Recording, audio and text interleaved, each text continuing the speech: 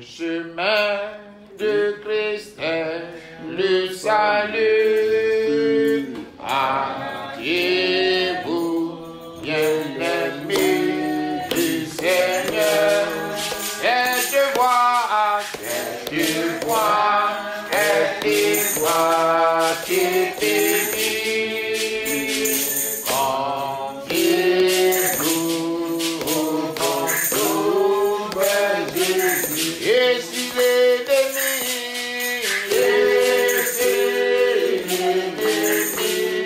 vous fait jamais de chercher la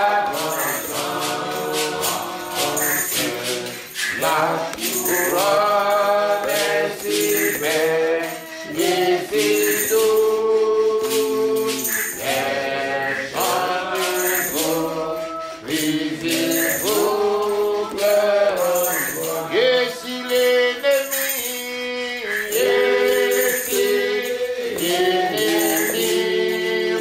fait jamais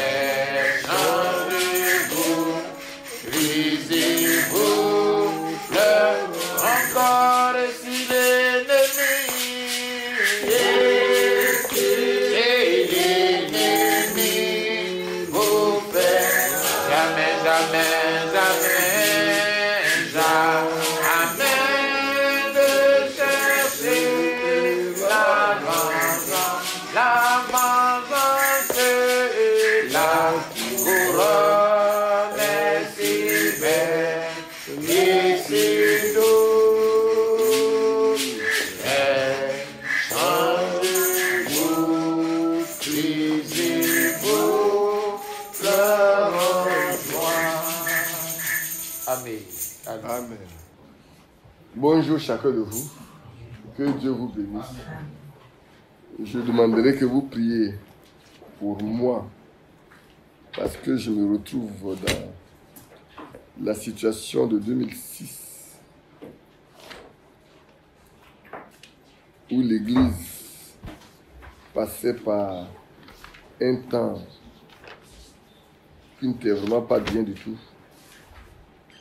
Et ayant croisé les bras et attendant, beaucoup de frères et de sœurs m'ont rendu quasiment responsable de la paix de leurs âmes si cela devait arriver. Et aujourd'hui encore, c'est quasiment la même chose. On me demande ceci, que je laisse mourir l'Église. Je ne vais pas... Et beaucoup de choses se font dans l'Église et on ne va, c'est pas où on va. Je ne vais pas faire comme, je peux dire, en 2006, je n'ai pas fait ce que je voulais. j'ai attendu jusqu'à ce que je sache exactement ce qu'il faut faire. Parce que ce n'est pas le cas, vous vous trouvez devant des situations difficiles à résoudre vous-même. Mais quand Dieu vous envoie, vous savez bien que vous avez une autorité derrière vous. Amen. Et c'est l'autorité suprême qui se tient derrière vous. Et alors, ce que vous direz, que cela plaise aux gens ou ça ne leur plaise pas, Dieu fait sa volonté. Amen. Et puis, nous remercions aussi le Seigneur qui continue de sauver les âmes. Avant-hier, la sœur Monique est venue avec un de ses demi-frères qui s'est pris en mariage avec une autre fille dont la mère, la fille elle-même, sont vraiment des gens qui ensorcellent les personnes. Ils l'ont ensorcelé au point où il a abandonné quasiment ses parents. Et puis pour finir, il a pu demander une affectation sur Abidjan. Et la fille et lui, les choses ont commencé à ne pas aller. Ils se sont séparés, mais l'envoûtement ne s'est pas arrêté. Il n'avait plus de sommeil, il n'avait plus de paix, son argent n'est plus pour lui, il ne pouvait rien faire du tout. Et comme son père était malade, son père était malade, on avait parlé ensemble, on a prié, que le vieux se porte mieux, seulement qu'il est en train de se demander est-ce qu'il doit être capable d'abandonner son église catholique ou suivre ce que sa fille suit. C'est à la question où il est aujourd'hui. Ce jeune homme et toute la famille se sont réunis pour voir leur père, parler avec leur père et tout. C'est là que son père lui a dit, mais il faut voir ta soeur. C'est elle qui fait prier pour les gens et puis les gens se portent bien. Donc elle a parlé avec son frère. Ils sont venus ici. Et nous avions parlé un peu ensemble. En lui lisant les Écritures, en lui lisant les choses dont sa soeur lui a déjà parlé. Et puis ensuite, nous avons prié simplement. Il est rentré chez lui. L'homme qui ne dormait pas du tout, qui n'avait pas sommeil, qu'on poursuivait dans tous les sommeils. Donc il est obligé de rester éveillé pendant toutes les nuits. Il a appelé sa soeur hier matin. Il voulait appeler sa soeur, puis sa soeur l'a appelé. Il a dit, ah, franchement, depuis plusieurs années là, cette nuit a été une nuit paisible. J'ai tellement bien dormi que je voulais me laver et puis t'appeler, puis tu m'as appelé. Mais j'ai bien dormi. Je lui ai dit, mon frère, on peut prier pour toi, tu vas avoir tout ce que tu veux. Mais ce qui est le plus important, c'est d'avoir celui qui donne là avec toi.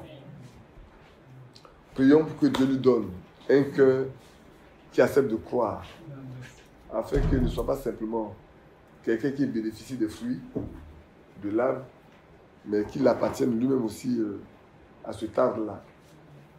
Amen. Amen. Que Dieu nous bénisse. Bon, nous avons commencé notre sujet, écoutez-le. Vous mettez en pratique la parole de Dieu. On est arrivé à la question, pourquoi devons-nous l'écouter? Je crois qu'on avait commencé à répondre dimanche passé, en prenant Jean 6 et 60 et suivant, pour montrer qu'effectivement, c'est lui qu'on doit écouter parce que les apôtres ont découvert que c'est lui qui est le Christ, le Fils du Dieu vivant, et c'est lui qui a les paroles de la vie éternelle. Et nous devons poursuivre pour voir pourquoi nous devons l'écouter. Parce que ce n'est pas ça seulement. Ce n'est pas ça seulement. Il y a un ensemble d'éléments, comme on est en train de voir avec l'Église du Dieu vivant. Il y a un ensemble d'éléments qui permettent de comprendre qu'aujourd'hui, nous devons l'écouter. C'est important. C'est tellement important d'écouter Christ, non pas les hommes. Hein. Ça, il pourrait vous dire une chose, frère. Je vous ai dit, nous, quand on est venus, on a pensé que c'est des hommes. Mais on a compris que chaque fois que tu t'attaches à un homme, tu es vite dessus. Mais quand tu t'attaches au Seigneur, tu n'es jamais dessus. Les situations dans lesquelles même tu penses que tout est un désarroi, Dieu tourne toujours tout à ton profit. Il y a des situations où tu ne comprends pas du tout pourquoi ça arrive. Mais comme le Seigneur a dit, touche au concours, mais ce qu'aime Dieu, à la fin tu te sens tellement bien que tu dis, mais tu as été stupide auparavant quand tu commençais par cette situation-là. Donc nous allons compter de nous pour la question et regarder un peu dans les Écritures pour voir pourquoi nous devons écouter. Parce que vous regardez bien, les trois, Jacques, Jean et Pierre. Pierre parlait quand la nuit les a couverts complètement. Le Seigneur et Élie et Moïse. Et c'est de cette nuit-là que la voix retentit. Celui-ci est mon fils bien-aimé.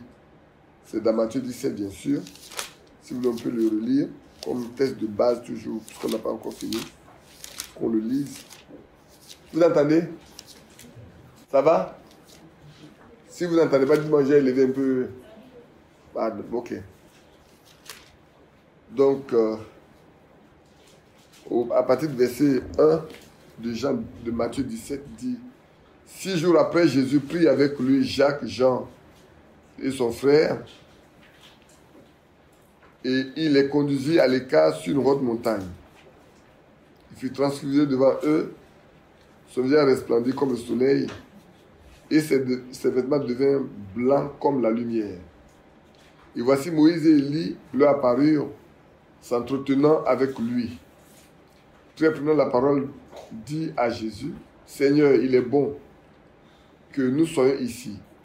Si tu le veux, je dresserai ici 3 tentes, une pour toi, une pour Moïse et une pour Élie. Comme il parlait encore, une nuée lumineuse les couvrit. Et voici une voix se fit entendre. Une voix fit entendre de la nuée ces paroles: Celui-ci est mon fils bien-aimé, en qui j'ai mis toute mon affection. Écoutez-le. Et on a lu également dans Jacques, où Jacques nous dit de ne pas nous borner à écouter la parole et de nous tromper par de faux raisonnements, mais il est question de la mettre en application, en pratique. Parce que la parole de Dieu est faite pour être vécue, pour avoir la vie en soi. Celui qui vit de la parole, il reçoit la vie de Dieu en lui. Parce que la parole de Dieu est esprit et vie. Et c'est pour cela que quand le Seigneur dit écoutez-le, c'est important. C'est tellement important que les apôtres ont découvert que c'est lui qui a les paroles de la vie éternelle. Il est le Christ, c'est le Messie, le Sauveur. Oui. S'il est le Messie, il est le Sauveur. Qui ne veut pas écouter celui qui sauve? C'est notre devoir d'écouter celui qui peut nous sauver. C'est important. Mais il faut d'abord pouvoir identifier. Vous voyez, comme j'ai dit la fois dernière, c'est 70 personnes. Hein? C'est quand ils sont partis. Ceux qui n'ont pas identifié que celui-là, c'est lui qui sauve. Qu'il a la parole, les paroles de la vie. Il est le Christ. Alors ils sont partis. Mais les 12 ont compris. Ils sont restés. Mais parmi les 12 même, il y a un qui était un démon. Comme on aime bien le dire, il n'a pas un démon, mais lui-même, il est un démon. Et c'est vrai, il y a des gens qui naissent ainsi. Donc, c'était dans Jean 6, 60 et suivant. Ce matin, on va lire dans Actes chapitre 3, on va lire le verset 22.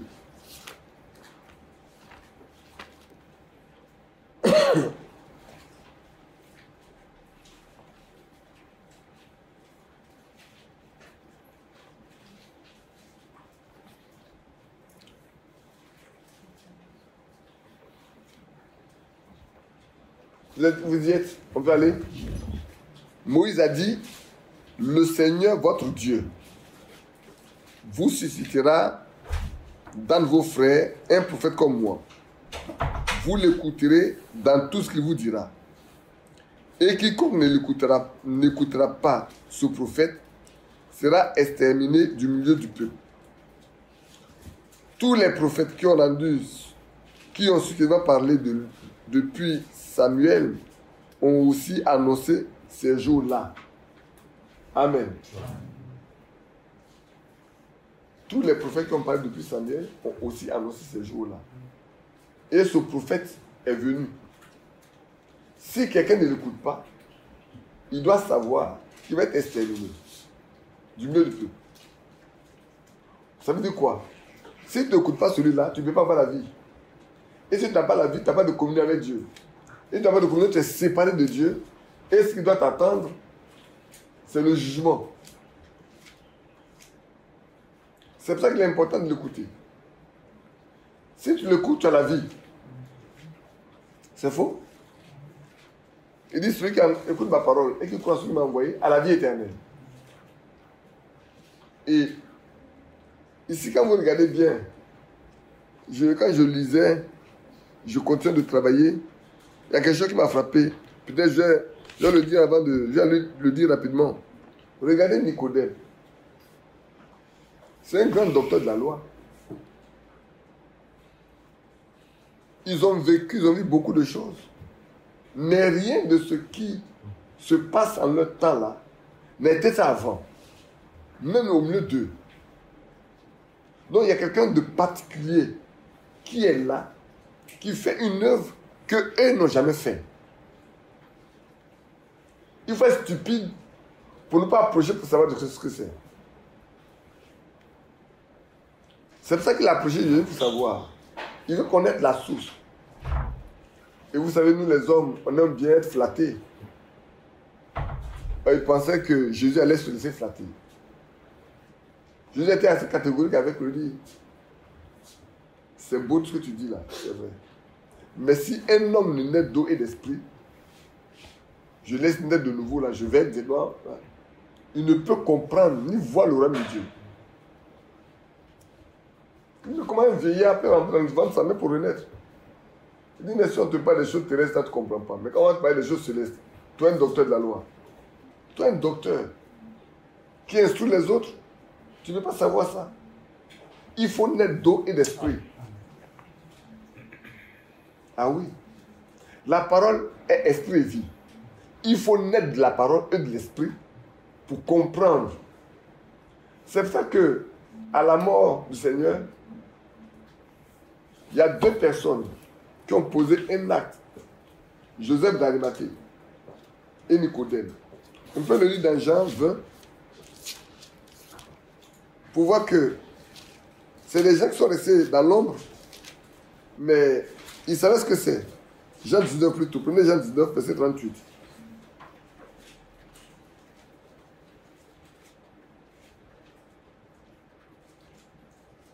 Après cela, Joseph d'Arimathée, qui était disciple de Jésus, mais en secret.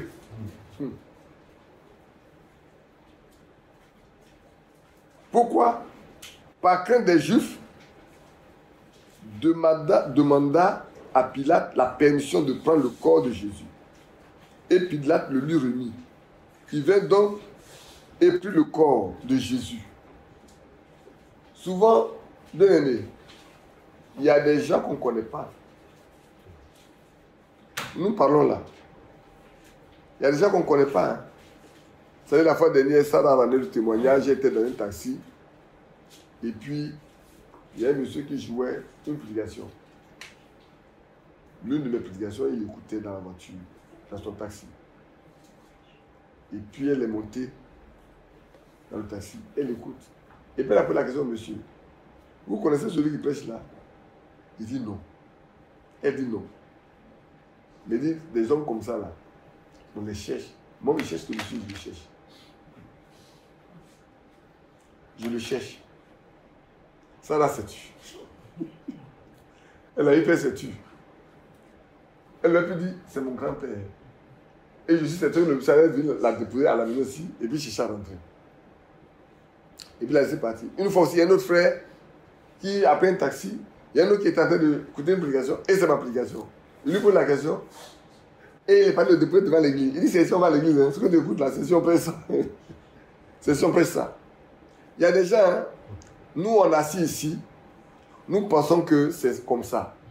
Mais il y a des gens qu'on ne connaît pas. Ici, là, voilà Joseph d'Arimathée, dans le secret. Lui croyait. Mais il n'a pas voulu se montrer à cause de quoi? À cause des Juifs. Il ne veut pas qu'on l'excommunie, qu'on le chasse du milieu d'eux. Mais dans son cœur, il savait que cet homme-là est vrai. Peut-être qu'il s'est souvenu que c'est celui-là qu'il faut écouter pour avoir la vie. Parce que Moïse a parlé de lui. Et Nicodème qui est venu de nuit aussi, on va le voir, Nicodème qui auparavant était allé de nuit vers Jésus, vint aussi. Ah, lui, il a fait plus grand encore. Hein. Il ne s'est pas contenté d'aller demander le corps. Il a pris son temps pour préparer tout ce qu'il fallait pour aller embaumer Jésus. Les femmes n'ont pas réussi, mais lui, il a déjà préparé ça. Un mélange d'environ 100 litres de myrrhe et d'aloès. Nous qui vivons à l'ouest là, sachant qu'on n'est pas nouveau, hein, à l'ouest ça a commencé depuis le temps de notre Seigneur Jésus. Souvent il y a beaucoup de produits que les gens fabriquent, mais c'est à partir des éléments de la Bible. Hein.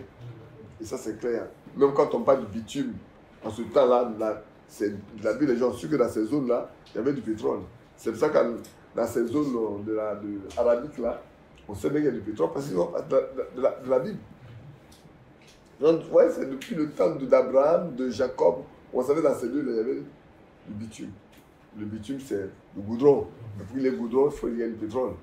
Il n'y avait pas les moyens, certainement, des stress en grande quantité pour se traiter. Mais vous comprenez déjà, frères et sœurs, que la science qu'on a aujourd'hui là, c'est vrai, peut-être on pense qu'elle est supérieure, mais déjà avec la science avant. Il y avait des scientifiques à leur temps. Il y avait des scientifiques. Comme au temps de Noé, il y avait des scientifiques. Ils ont dû sonner partout pour voir que... mais ils ne voyaient pas l'eau. Ils disaient, ah, non, mais nous on a sonné partout, il n'y avait pas d'eau. Tu dis, il va pleuvoir. Non, on ne voit pas. Nos instruments de mesure ne nous permettent pas de découvrir qu'il y a de l'eau. Il dit, moi Dieu a dit. Parce que Dieu ne peut appeler à l'existence ce qui n'existe pas. Ça, nous devons comprendre. Hein. Ce qui n'existe pas là, Dieu peut le créer de tout au tout. Donc, il est venu avec son mélange d'environ 100 litres de myrrhe et d'aloès. Il prit donc le corps de Jésus et l'enveloppèrent de bandes avec les aromates, comme c'est la coutume d'ensevelir chez les Juifs. Pour montrer seulement que, frères et sœurs, il y a des gens qui ont cru dans le secret, qui ont compris que c'est lui qui donne la vie, qui ont compris que c'est lui qui a été envoyé. C'est de lui que Moïse a parlé. Ce n'est pas quelqu'un d'autre. Et qu'il fallait s'attacher à lui. Et c'est important pour nous également aujourd'hui de comprendre ce que Dieu nous a envoyé pour que nous puissions nous attacher à ça. Et ne pas le rejeter. Sinon, on n'aura pas la vie. Sinon, on n'aura pas la vie. Le deuxième élément qu'on va voir, j'ai noté quelques éléments. On peut regarder dans Actes 4, 12, je crois aussi. J'ai noté quelques éléments comme ça. Et puis on va revenir au point culminant. Tout de suite. J'ai là le verset 11. Actes 4, verset 11. Jésus est la pierre rejetée par vous qui bâtissez, et qui est devenue la principale de l'angle.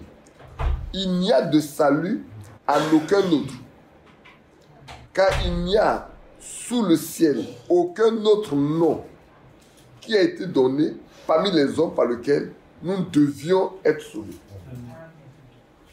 Ah. Et ça, si vous le prenez en liaison avec Jean 17 qu'on va lire tout de suite, allez vous rendre compte, frère, que Pierre insiste sur un fait ici. Il dit sous le ciel là. Vous les docteurs de la loi, vous les pharisiens, vous les sadduciens, vous les hérodiens, on n'a vu qu'avec vous ici. Il n'y a rien. Mais aujourd'hui, vous devez savoir que Dieu a fait Seigneur et Christ, ce Jésus que vous avez crucifié. Et je lisais un truc de Frère Franck de Frère Branham, je regarde tout de suite là, où il a dit, personne ne peut appeler Jésus Seigneur si ce n'est pas le Saint-Esprit. Au début, il y a des choses qu'on lit et puis on passe, on lit, on passe. Mais cette fois-ci, ça m'a accroché. J'ai cherché à comprendre. Et c'est là que j'ai compris seulement que c'est vrai. Personne ne peut appeler Jésus Seigneur.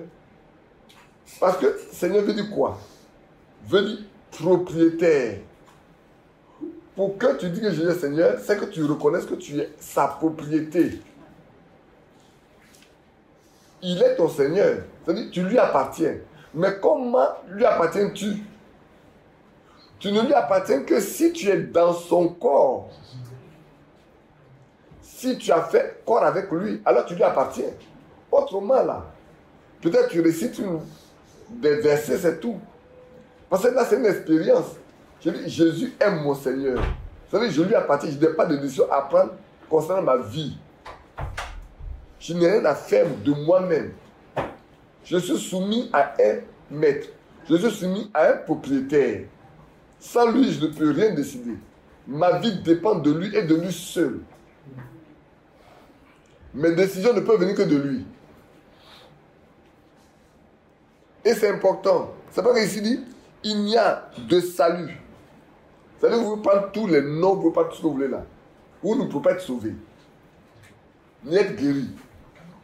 Non, ni être guéri. Parce que quelqu'un qui a de mourir là, si on prie pour lui qu'il est guéri, il est sauvé de la mort. C'est pas vrai? Quelqu'un qui est en train de se perdre, quand tu parles du Seigneur qu'il est converti, il est vraiment converti. Il est sauvé de la séparation. Il est sauvé de l'enfer qui attend. Donc il n'y a de salut en aucun autre. Car il n'y a sous le ciel aucun autre nom. En aucun autre. Ça dit d'abord, premièrement, en aucun autre. Si on s'arrête là, ça veut dire que Jésus là, sans lui, il n'y a pas de salut. Sans Jésus, il n'y a pas de salut. Beaucoup sont passés avant. Peut-être ils ont prétendu être quelqu'un, mais ils ont pu sauver qui? Personne. Mais celui-là, il est mort et il est ressuscité. Et il est monté pour offrir le sacrifice qui permet d'avoir la rédemption éternelle. C'est parce que l'apôtre Pierre le dit. Parce que le Seigneur lui a montré que sans lui-là, il n'y a pas de vie, nulle part.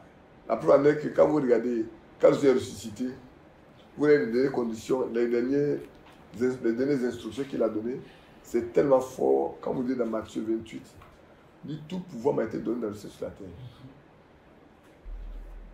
C'est-à-dire, il n'y a pas un pouvoir ailleurs qui ne se trouve pas avec moi.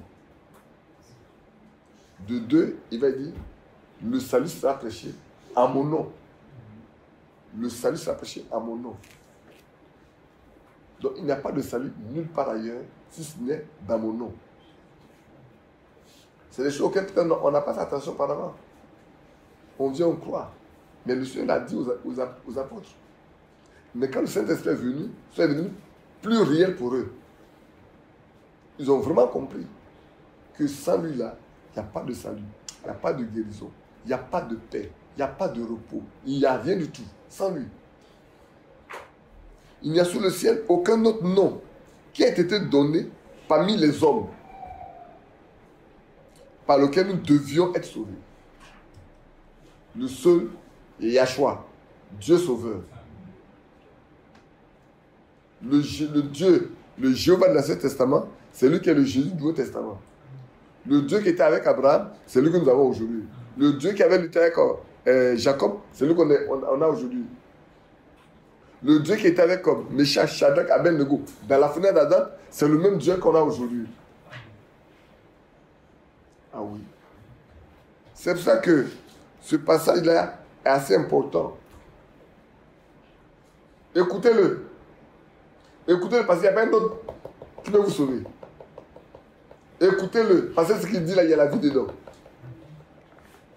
Écoutez-le parce que c'est le seul qui peut vous guérir. Voici votre Dieu. Il viendra et pour vous sauver. Quand il viendra, qu'est-ce qui va se passer? Les boiteux marcheront, les aveugles verront, les sourds entendront, les muets parleront. Il y aura de la joie dans le désert. parce que c'est lui. C'est vrai que le Seigneur, l'Éternel a bien pris soin de dire, celui-ci est mon fils, bien, son fils engendré. Écoutez-le. Prenez garde. Écoutez-le. Si tu veux avoir la paix, écoute-le. Si tu veux avoir la vie, écoute-le. Si tu veux avoir le repos, écoute-le. Si tu veux avoir l'assurance, écoute-le. Alors, on vient dans Jean 17, verset 3. Or, la vie éternelle, c'est qu'ils te connaissent, toi, le seul vrai Dieu. Vous voyez maintenant? La vie éternelle, c'est que tu connais qui est le vrai Dieu. Aujourd'hui, quand on regarde dans la religion chrétienne, pour parler comme ça, s'il y a une religion chrétienne, pour parler du christianisme, il y a beaucoup de dieux. Mais il y a un seul Dieu. C'est pour ça que ce qu'il a, Jésus dit c'est important. C'est qu'ils te connaissent, toi le seul vrai Dieu. Beaucoup ne connaissent pas le seul vrai Dieu. Nous savons que Allah c'est le Dieu de la lune. Quand j'ai dit aux gens qu'on n'a pas le même Dieu que les baptistes, on n'a pas le même Dieu que les catholiques, les gens disent qu'on est trop prétentieux. Mais c'est vrai, on n'a pas le même Dieu. Les catholiques, ils ont le petit Jésus dans la main de Marie. Et il faut aller demander à Marie la permission pour que Jésus puisse te rendre le service qu'il faut. Et puis de dire encore, Jésus est tellement enfant qu'il ne peut rien faire. Il est dans la main de Marie. C'est pour ça que Marie doit continuer de prier pour eux jusqu'au jour de leur mort. Ils sont pécheurs jusqu'à l'heure de leur mort. Ils restent pécheurs jusqu'à l'heure de leur mort. Mais ils vont à l'église pourquoi alors? Ils vont leur mettre ça, c'est pourquoi? Parce que tu es là, quand vous partez à leur veillée, ils récitent une fois le Notre Père et 10 fois je vous salue Marie. Et quand ils arrivent, il faut que tu pries pour nous jusqu'à l'heure de notre mort. Et puis dis Amen. Parce que nous sommes pécheurs. Pauvres pécheurs. Mais nous, on n'est plus pauvres pécheurs. On est des saints. C'est vrai, l'apôtre Paul, quand il écrivait aux saints et fidèles qui étaient. C'est quand on est vivant qu'on est saint. Les catholiques font mourir pour qu'on le canonise pour être saint. Donc on n'a pas le même Dieu. Quand je vais chez les assemblées de Dieu, où ils parlent de la Trinité, on n'a pas le même Dieu. Et ils parlent de 3 dieux. On n'a pas le même Dieu. Ils parlent du baptême du Saint-Esprit, par le parler là, on n'a pas la même chose. Pour nous, on sait que le parler là, c'est un don de l'Esprit. C'est un don. Ça fait partie des dons. Comme le don de prophétie. Comme le don de l'interprétation des langues. Comme le don de guérison. C'est la même chose. Maintenant, oui, si tu as le Saint-Esprit, tu peux parler la langue. Mais parler la langue ne veut pas dire forcément que tu as le Saint-Esprit. Tu peux être oué pour parler la langue. Tu peux être faire des miracles. Mais après ton âme là, c'est quoi? C'est perdu. Parce qu'après tu as produit des fruits qui vont montrer ce que tu es. Et nous-mêmes, qui prétendons aujourd'hui marcher avec le Seigneur, regardez les fruits que nous produisons. Tout à l'heure, je parlais à ma fille, une fille. Mais quels fruits produisons-nous? Le fruit que nous produisons permet de détecter quel type d'arbre nous sommes. Quel type de personne nous sommes. Quel type de femme nous sommes. Quel type d'enfant nous sommes. Quel type de prédicateur tu es. Quel type de ministre tu es. Les fruits que tu portes. Prêcher, c'est une chose. Chanter, c'est une chose. Mais la vie que tu mènes après permet de voir qui tu es. Et c'est ça qui trompe beaucoup de personnes. On ne fait pas attention. On va aller un peu plus vite aujourd'hui. Parce que souvent je regarde sur 1 ou 2 versets, ça prend beaucoup de temps. On va continuer. On va continuer le verset 4. Je t'ai glorifié sur la terre. J'ai achevé l'œuvre que tu m'as donnée à faire. Et maintenant, toi, Père, glorifie-moi auprès de toi-même, de la gloire que j'avais auprès de toi avant que le monde ne soit. J'ai fait connaître ton nom aux hommes que tu m'as donnés. Frère, écoutez-le. Celui qui écoute, il va connaître le nom du Dieu vivant. Amen. C'est lui. Et ici, il dit, j'ai fait connaître ton nom. Mais si tu n'as pas écouté, comment tu sais savoir qu'il a fait connaître le nom de celui qui est Dieu? J'ai fait connaître ton nom aux hommes que tu m'as donnés, du milieu du monde. Ils étaient à toi et tu me les as donnés. Et ils ont gardé ta parole. Mais s'ils n'ont pas écouté, qu'on peut garder. Et c'est ce qui nous manque aujourd'hui, frère. Écoutons pour garder. Et connaissons ce nom-là. C'est pour ça que quand on lit dans Actes, il dit il n'y a pas de salut à aucun autre. Et sous le ciel, il n'y a pas un autre nom qui a été donné. Où est la liaison? Alors quand tu fais le lien, tu comprends que c'est important. Hein? Jésus lui-même de son vivant, il a fait connaître ce nom-là aux apôtres. À ses disciples, il est avec lui. Et c'est pour ça que l'apôtre Pierre, quand le Saint-Esprit est venu, il peut affirmer devant ces grands docteurs que vous êtes des docteurs, vous êtes des grands hommes de loi, vous avez tout, mais vous devez savoir une chose. Il n'y a pas de salut à aucun autre. Entre vous-même, vous pouvez donner ça à quelqu'un. Il y a un seul qui donne le salut. Il y a un seul nom qui a été donné sous le ciel. Et celui qui révèle ce nom-là, c'est celui qu'il faut écouter. Jésus. C'est lui que le Père demande d'écouter.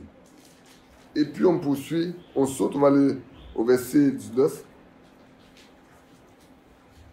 Écoutez, là aussi, c'est important. Je me sanctifie moi-même pour eux, afin qu'eux aussi soient sanctifiés par la vérité. Il se sanctifie afin que ceux pour qui se sanctifient, eux soient sanctifiés par la vérité. Parce que la vérité, c'est sa parole. Ce qu'on doit écouter là, c'est ça qui sanctifie. Si quelqu'un veut sanctifier, il est obligé d'écouter. Si tu n'écoutes pas, tu vas sanctifier. Pourquoi il y a tellement de différences entre les croyants? Parce qu'il y en a qui n'écoutent pas, qui ne comprennent pas. Vous voyez, quand vous lisez Matthieu 13 là, c'est tellement typique et tellement fort. Quand vous voyez la parabole du semeur, tous les champs, toutes les zones. Et c'est la même chose que pour dans l'église, dans une église, dans une assemblée. Qu'est-ce qui se passe? Il y a des gens qui croient, qu'ils soient qu'ils s'en vont. D'autres viennent, d'autres s'en vont. D'autres viennent, d'autres s'en vont. Mais il y a toujours un noyau. Le noyau ne sort jamais. Il ne va nulle part. Pourquoi? C'est ceux-là qui sont dans la bonne terre, là, qui ont reçu la bonne semence en eux et qui sont là pour produire des fruits. Et c'est à leurs fruits qu'on les reconnaît. À leurs fruits, on les reconnaît. Parce que quel que soit ce que tu es, si tu es faux, un jour l'autre tu vas partir. Mais si tu es vrai là, quelles que soient les circonstances, tu seras toujours là. Parce que la semence véritable là, incorruptible là, est en toi. Dieu te l'a donné. C'est pour ça qu'il a dit, écoutez-le. Ce matin, nous aussi, frères, nous sommes interpellés. Écoutons-le. Et comme tu l'as dit, oui, qu'il puisse, non pas que nous écoutons un homme, mais que lui-même parle à nos cœurs. Parce que quand il parle à ton cœur, tu sais que c'est lui qui parle à ton cœur. C'est pas quelqu'un qui te parle. Hier, je venais du village, j'ai pris une jeune soeur qui dit, mais quand tu parles là, ça pique comme si c'était une aiguille. Ça transperce le cœur comme ça, comme une aiguille. Et ça nous manque. Il faut venir au moins, ça va nous aider, ça. Même si ça pique, ça fait mal, mais ça nous fait du bien. Sinon, tu vas répondre de nos âmes. Hein. Si on meurt là, tu vas répondre de nos âmes. On fait de moins coupable. Hein? Je suis le responsable de l'âme. Je peux sauver qui? Est-ce que moi, je peux vous sauver? Je ne peux pas sauver quelqu'un. Je suis comme vous. Je ne suis que votre frère. Je me souviens de Yanouman, lui. Un jour, on est parti à Tanda, au décès de la nièce de Kouman. Ce jour-là, je ne voulais pas prêcher. On m'a cherché pour prêcher. Je me suis caché. Alors, j'étais assis à côté de Badou. Et puis, il me réveille. Il dit, on dit d'aller prêcher. Il dit, Badou, moi, il prêche pas, je suis fatigué. Donc, il y a beaucoup de prédicateurs. D'abord, je n'ai même pas ma Bible. Tu n'as pas ta Bible? Je te donne ma Bible, non. Quand je n'ai pas ta Bible, je ne peux pas. Moi, ma Bible, là, quand je prends ma Bible, je sais où se trouvent les versets. Vous me demandez de venir prêcher. Je n'ai rien préparé, comment je vais encore venir prêcher? Ah, je m'avais dit que j'ai prêché auparavant. Bon, on a insisté. Je me suis levé, j'allais prendre ma Bible dans ma voiture. Il était 4 h du matin. Actuellement, c'est là où on dort, non? Celui que la personne a donné. J'ai prêché pendant 2 heures, jusqu'à 6 h du matin. Et puis on est monté dans la voiture pour aller maintenant à Bondoukou. On a quitté le temps d'en partir à Bondoukou. On a été entré la soeur et puis maintenant on a dit on va aller à Bondoukou. Comme c'est samedi l'entrée, on va aller faire le culte à Bondoukou et puis dimanche on va finir et puis après on va rentrer. Et puis il me dit, Badi, où tu dors toi? Finalement, qu'est-ce que tu veux dire? Dis-moi, on ne te comprend pas. Les versets nous disent que nous tous on lit chaque jour là. Quand toi tu prends, ça devient nouveau pour chacun de nous. Je dis, mais c'est pas moi. Tu es sûr que moi il peut changer quelque chose dans la Bible qui soit nouveau? Non. C'est l'Esprit de Dieu qui fait son travail. Pour nous qui en avons besoin, il le fait pour nous. Donc, si ça devient nouveau là, remercions Dieu que ça soit nouveau, tu l'ajoutes pour nous tous.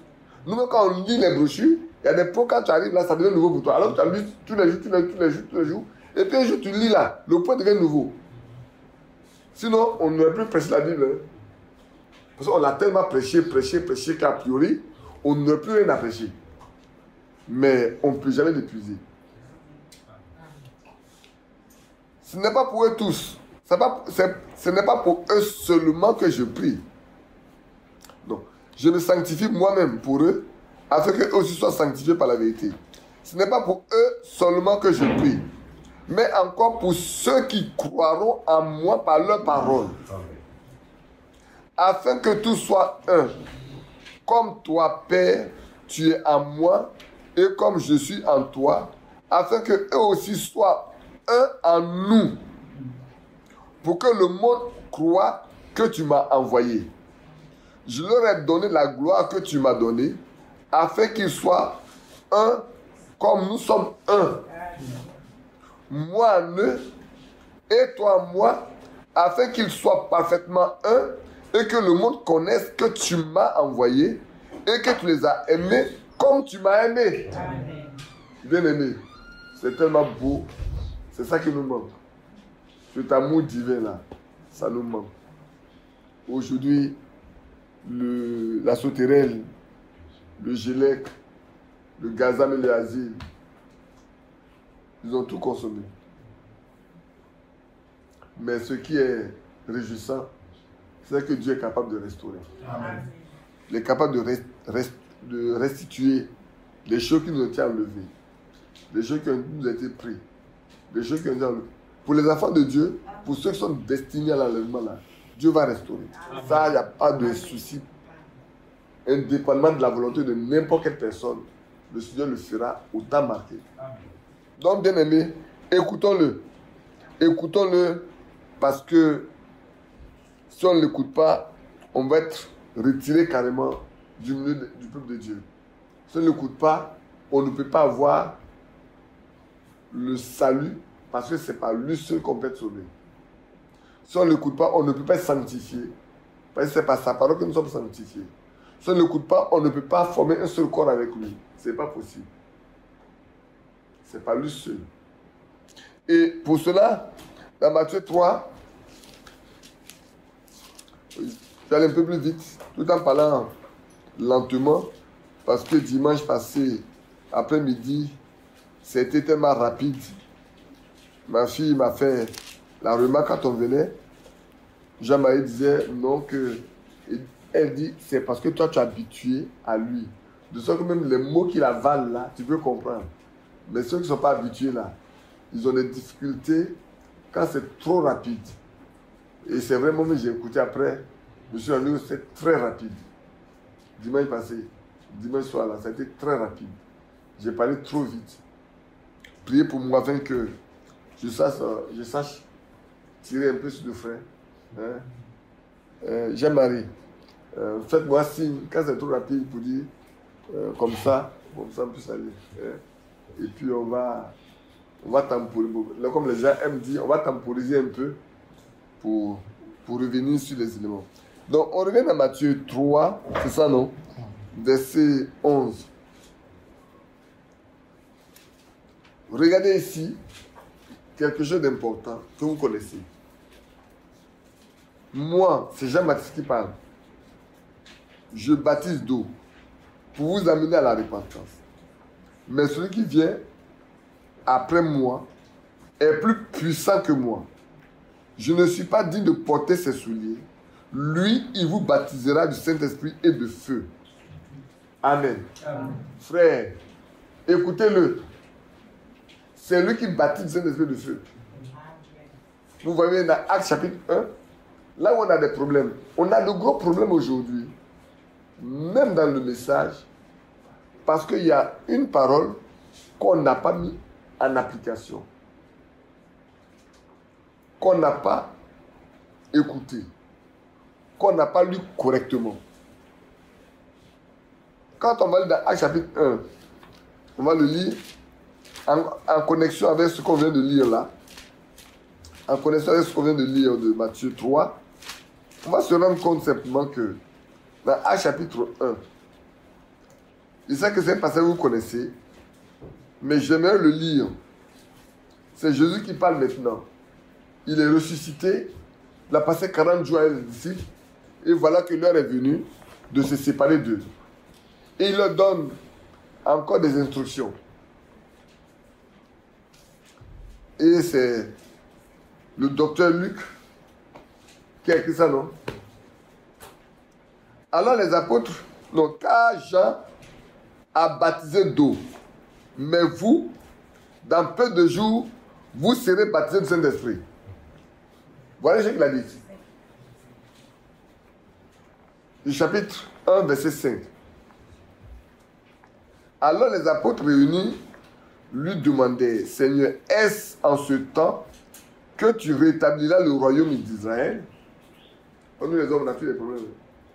On a toutes des préoccupations à poser au Seigneur. Il leur répondit, ce n'est pas à vous de connaître les temps ou les moments que le Père a fixés de sa propre autorité. Mais vous recevrez une puissance, le Saint-Esprit survenant sur vous, et vous serez mes témoins. Cette partie-là manque à tout le monde. Vous serez mes témoins dans toute la Judée, dans la Samarie et aux extrémités de la terre.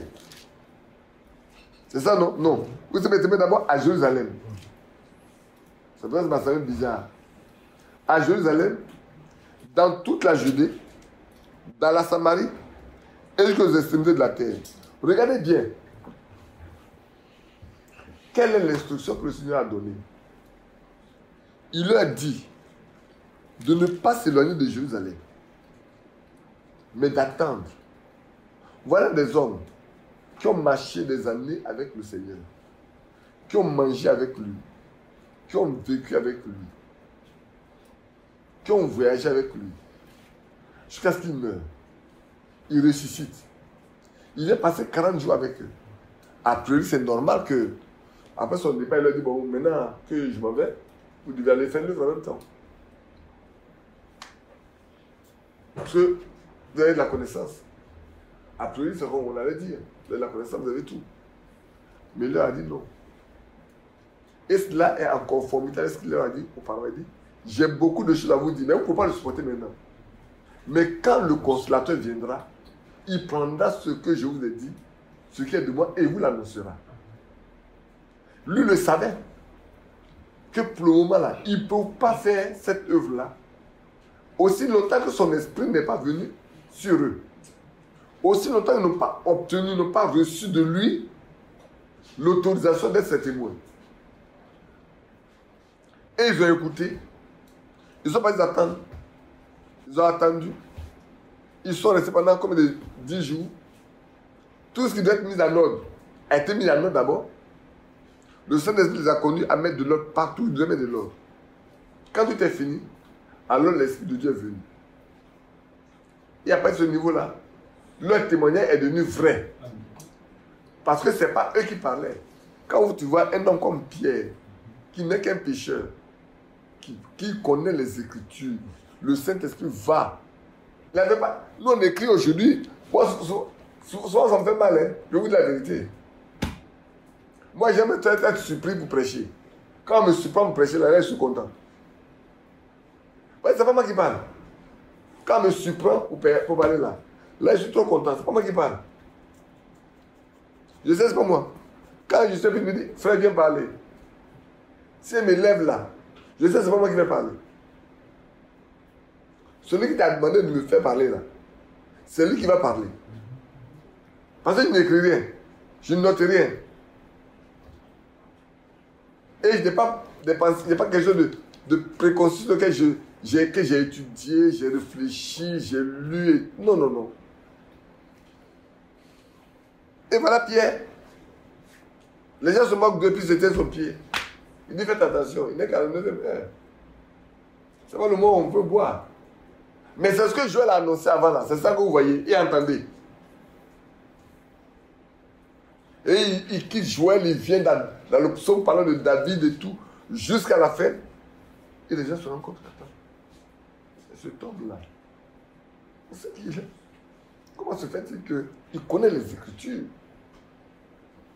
Il dit, c'est vous qui avez tué Jésus. Ce Jésus que vous avez crucifié là, Dieu a fait de lui le Messie et le Seigneur. Parce que Christ veut dire Messie. Qui veut dire quoi? Et ce discours non structuré, pour parler comme ça, a suffi pour amener 3000 personnes à une seule. Je sais pas, il a prêché 2 heures. Peut-être 3 minutes, 5 minutes, 10 minutes peut-être. Parce que quand on lit ce qu'il a écrit là, franchement, on ne met pas beaucoup de temps pour réciter ça là. 3000 personnes sur le champ sont converties. C'est lui? Non, non, non. C'est le Saint-Esprit. Comme le Saint-Esprit connaissait ceux qui doivent être sauvés, il a choisi le jour et le lieu. Ah oui? Le jour et le lieu. Ils étaient là dans une chambre haute. C'est une maison à étage. Et puis ils sont arrivés, puis ils tous descendent. Et puis moi, comme des fous. Et les gens sont là, mais attends, qu'est-ce qui se passe? Les gens sont trouvés au bon moment, au bon endroit, pour pouvoir entendre ce que Dieu veut qu'ils entendent. Mais sachez bien que ce n'est pas donné à tout le monde. Hein. Parce qu'il y avait eu des moqueurs. Ils sont restés moqueurs jusqu'à la fin. Tandis que les 3000 là, ont donné leur cœur. Les autres sont restés moqueurs jusqu'à la fin. Ils ont dit, c'est ça qui nous arrive. Regardez, nous ne va pas dire en même temps. Ils disent, oh frère, qu'est-ce que faisons-nous? Ils ont dû se moquer fort de ces 3000 là, qui suivaient, on pouvait dire, ces barbares, parce qu'on ne comprenait pas leur langue. Mais pourtant, l'autre a dit, mais ils nous parlent dans notre propre langue maternelle. Ne sont-ils pas tous des Galiléens? Comment se fait-il qu'ils nous parlent dans notre propre langue maternelle? Ce jour-là, Pierre parle, ceux qui ont la langue, qui ont vécu chez les Arabes, les Juifs arabes comprennent l'arabe. Les chrétiens comprennent le crétois. Les Romains comprennent le romain. Chacun comprenait ça dans sa propre langue maternelle. Les Paul parlaient le galiléen. Ouais, ça veut dire, c'est que même les Juifs là, en fonction des contrées, les langues ne sont pas les mêmes. Ces hommes-là sont-ils pas tous des Galiléens? Nous, on est de la Judée et ils sont de la Galilée. Mais comment se fait-il que nous les entendons parler dans notre langue maternelle? Mais parce que ce n'est pas eux, c'est Dieu qui a voulu. Que son nom soit loué. On peut aller. Je regarde, j'ai pris beaucoup de versets pour voir. Oh là là. On n'a qu'à l'écouter. Parce que c'est Ésaïe 9. Vous savez bien, non? Prenez Ésaïe 9. Et puis après, on va sauter un peu pour aller rapidement.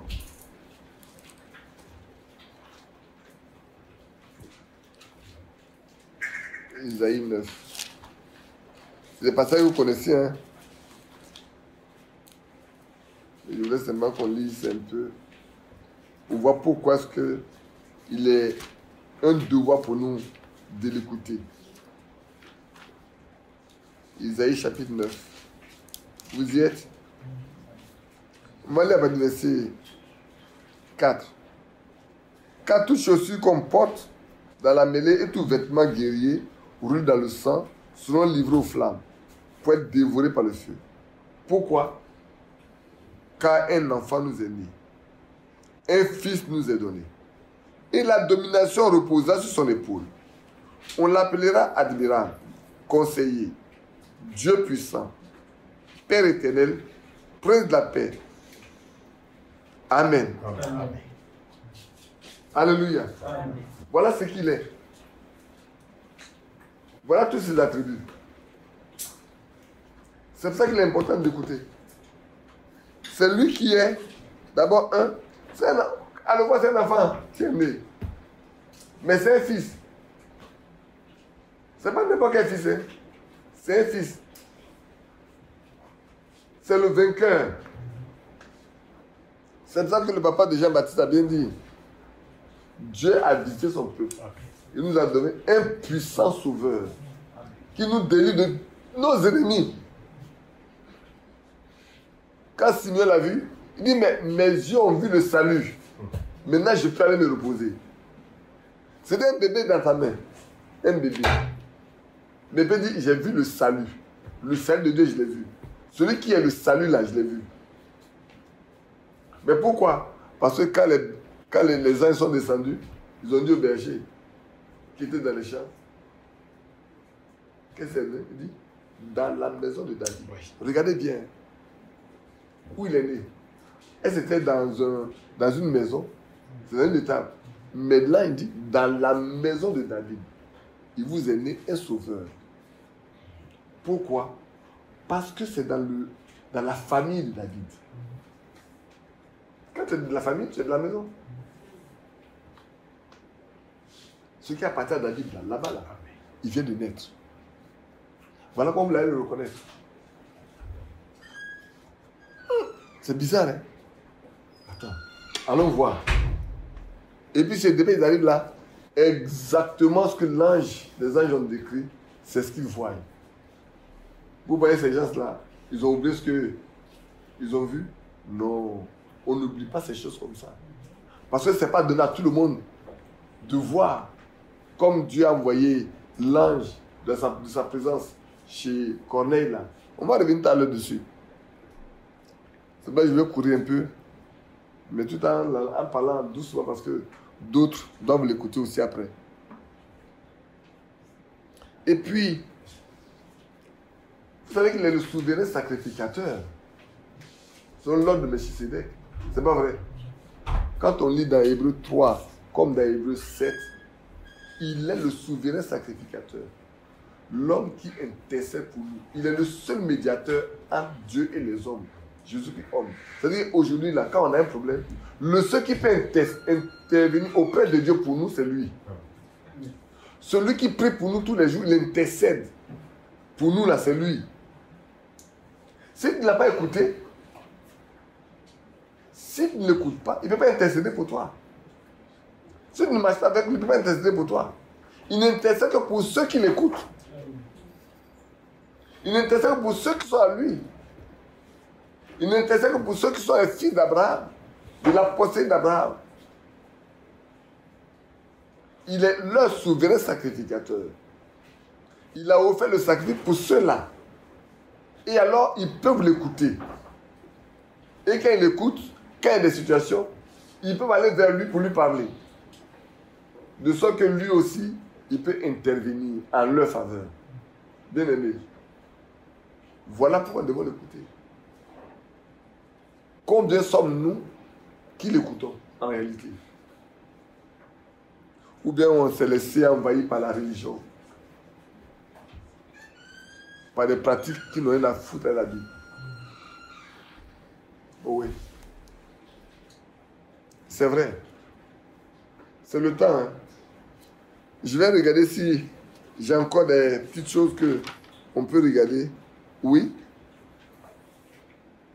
Quand on regarde, ça nous ramène un peu, comme je disais la fois dernière, ça nous ramène un peu au modèle de la maison de Corneille. Corneille savait. Corneille, il a écouté. Corneille savait qu'un jour, le prophète là viendra. Mais ce qu'il faut faire pour que ce prophète-là, tu le reçoives là, il faut le pratiquer. Beaucoup ne le pratiquaient pas. Beaucoup donnaient une apparence de pratiquer alors qu'ils ne le font pas. La différence entre celui qui pratique, c'est ça. La Bible dit, ils ont l'apparence de la piété, mais ils renient ce qui en fait la force. Par apparence, on pense que c'est des pieux, des hommes pieux, des hommes qui craignent Dieu. Mais au fond, c'est du tonneau vide. Mais ici, Dieu nous montre que Corneille, dans sa maison là, dans sa cachette, les hommes ne le savent pas, hein, mais Dieu au ciel voyait que Corneille était un homme pieux. Toute sa maison était pieuse. Corneille craignait Dieu. Corneille faisait les aumônes et il priait continuellement. Et frère, je le répète, on a déjà vu, mais je le répète. Au point où Dieu a fait descendre un ange de sa présence. Il n'a pas envoyé un homme. Il a envoyé un ange de sa présence pour venir parler à Corneille. Comme la maman de Samson a reçu l'ange de l'Éternel. Comme Abraham a reçu l'Éternel. C'est des grands privilèges. Et nous, bien-aimés, ce n'est pas un truc étranger. Si nous marchons comme ça avec Dieu, il va se laisser voir. Il se laissera trouver. Non, il se laissera trouver. Aux mêmes conditions, il est obligé de faire la même chose. Si nous remplissons les mêmes conditions, Dieu est obligé de faire la même chose. Ça, ce n'est pas possible qu'il ne fasse pas ça. Maintenant, si nous ne remplissons pas les conditions, nous n'attendons pas à voir ça. Mais si nous remplissons les conditions, nous allons dire, Seigneur, j'ai rempli toutes les conditions. Mais Ézéchiel lui a dit, j'ai appliqué ta parole. Il a montré à Dieu qu'il est juste. Il a fait ce que Dieu a dit. Et qu'il lui demande de lui faire grâce. Pourtant, qui Dieu a envoyé vers lui?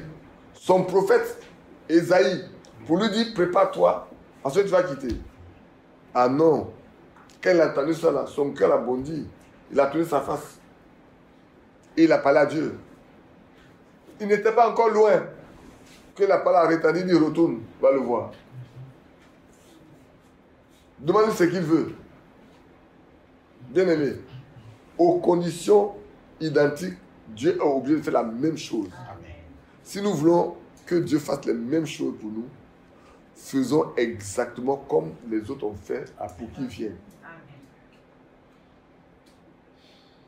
C'est un ange qui envoie dire, tu envoies quelqu'un, va chercher Simon, surnommé Pierre, chez un Simon le corroyeur qui est au bord de la mer là. Va le chercher. Et Dieu parle en même temps à Pierre aussi. Tu vas aller chez les païens là. C'est pour ça que frère, quand on vient souvent pour les problèmes de mariage, pour les problèmes de ceci, effrayer les gens, Dieu m'a dit. Moi, je n'ai pas peur de Dieu m'a dit, Dieu m'a dit. Hein. Moi, je n'ai pas peur de ça. Dieu a mis sur mon cœur. Moi, je n'ai pas peur de ça. Moi, je n'ai pas peur de ça. Parce que si Dieu a dit une chose là, ça doit s'accomplir. Je ne peux qu'être heureux si Dieu t'a parlé. C'est faux. Je ne peux qu'être heureux quand je vois que Dieu parle à mon frère là. Moi, il peut être heureux. Dieu lui a parlé, je suis heureux. J'attends voir.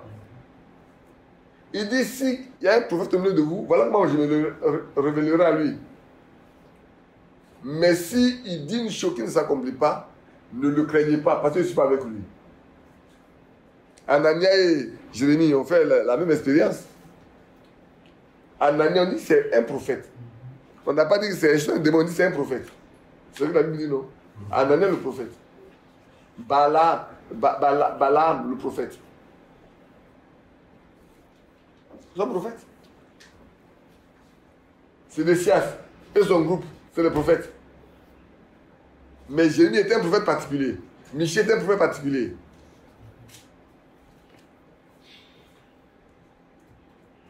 Frère, écoutez-le. C'est important. Écoutons-le. Je dis écoutons-le. Parce que moi aussi j'ai besoin de l'écouter. Écoutons-le. Écoutons-le. Hein. C'est un ordre divin. C'est un ordre que Dieu a donné. Écoutons-le.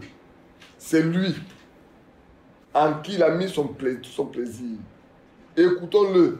Toute son affection est en lui. Écoutons-le. On a lu dans Jean. Il dit, demain que tu m'as aimé.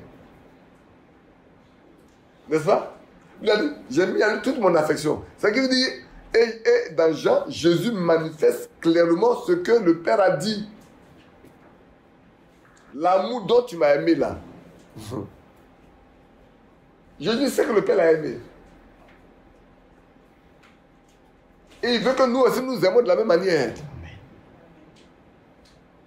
Pour que nous soyons un. Sans cet amour, il n'y a pas d'unité. Et là, laissez-moi vous lire une chose que Frère Franck a écrite. Dans la lettre circulaire d'octobre 77. Moi, j'ai regroupé mes lettres, je les ai reliées. Parce que la normale a tellement pris de lettres circulaires que j'ai fini par relier mes lettres circulaires comme ça. Je vais lire une chose que Frère Franck a dit ici. Il a dit, Frère Branham, dans certaines de ses prédications, montre tout spécialement que dans notre temps, tout sera rassemblé du point de vue religieux. Toutes choses seront jointes sous une seule tête. Et cela dans tous les domaines, pareillement. Le temps dans lequel nous vivons est réellement, à tout point de vue, le temps du rassemblement. Pour nous, ce qui est le plus important, c'est l'union de l'épouse Église avec son époux. Ce passage, il a tiré ça de le temps et le signe de l'union. Maintenant, quand on reviendra également dans ce que nous avons donné les 5 identifications, aussi, Frère Branham en parle. C'est vrai. C'est le temps de l'union. Et je poursuis. Ça, c'est la page 5 de la liste de octobre 77. Et à la page 6-7, voilà ce qu'il a écrit. Celui qui n'a pas reçu le Saint-Esprit, de la manière dont on en rend témoignage, dont en rend témoignage la Bible, je relis, celui qui n'a pas reçu le Saint-Esprit, de la manière dont en rend témoignage la Bible, a en lui un esprit religieux. Il prétend connaître la Bible, mais il est aveuglé, car il rejette ce qui vient véritablement de l'Esprit de Dieu. Nous devons appliquer à la prédication les normes bibliques de la parole. Amen. Comme cela se faisait dans le temps, dans l'Église primitive. En ce temps-là, les croyants écoutaient attentivement ce qui était prêché et ils le comparaient avec ce qu'enseignaient les apôtres du Seigneur. Au cas où cela ne concordait pas, de tels orateurs étaient démasqués comme étant des faux apôtres, sans égard à leur apparence pieuse. Et c'est important. C'est le temps. Nous sommes dans le temps-là. C'est le temps dans lequel nous sommes aujourd'hui. Il n'est pas question d'avaler. Non, non, non. Le temps de s'asseoir et d'examiner, de ramener tout à l'original. Mais pour que tu puisses le faire, il faut avoir reçu le Saint-Esprit comme auparavant. Parce que tu n'as pas reçu le Saint-Esprit comme auparavant, là. Ce n'est pas possible. C'est pour ça qu'il faut l'écouter. Parce que c'est lui qui baptise du Saint-Esprit de feu. C'est lui qui révèle la parole. Et c'est important. Bien aimé. C'est tellement important que c'est plus le temps de jouer à la religion. Je ne sais pas s'il a retenu quelque chose d'autre, je ne sais pas. C'est quoi ça? C'est toujours l'autre là. Maintenant, je vais le lire quand même. Il y a un seul passage qui est... Il y a un seul petit portion, mais je vais lire quand même le tout. C'est au commencement était la parole et pas l'interprétation, à la page 48. Car celui qui ne croit pas à la parole de Dieu originelle est condamné à croire les mensonges de la parole faussée. Celui qui ne croit pas le Fils de Dieu croira le Fils de la perdition. Celui qui ne croit pas ce que Dieu a dit par le prophète, par le vrai prophète, le Messie, loin, comme Pierre le relève, il arrivera que toute âme qui n'écoutera pas ce prophète sera exterminée dans le peuple. Acte 3, 17, 26. Il croira ce que dit le faux prophète. Après 19. Celui qui ne croira pas entièrement et pleinement ce que dit Christ, croira la doctrine de l'Antichrist. Le fait de se réclamer de l'apôtre Pierre ou de Paul, je vais connaître ou de Branham ou de Franck, ne sert absolument à rien. Amen. Lorsqu'il n'y a pas d'accord avec leur enseignement et leur pratique biblique, votre vie éternelle est en jeu. C'est ça. Bien-aimé, la vie éternelle de chacun de nous là est en jeu. Si tu joues à ta vie éternelle, moi je n'ai pas envie de jouer à la mienne. Il ne faut pas venir jouer à ma vie. Moi, ma vie me coûte cher. Ah, ça me coûte cher. Et s'il n'y a pas de dire à quelqu'un qui est venu, il faut venir jouer à sa vie. Parce que comme on aime chanter là, l'âme là, est-ce qu'on connaît le prix de l'âme d'un humain? On ne connaît pas. C'est au prix de son sang, au prix de sa vie, qu'il a racheté. Chacun. Et nous devons faire très attention. Alors écoutons-le. Écoutons-le. J'ai encore quelques éléments à dire. Hier, j'ai commencé, le dimanche passé, j'ai commencé à le dire déjà. Mais je vais le lire. Ce que j'ai écrit. Ainsi,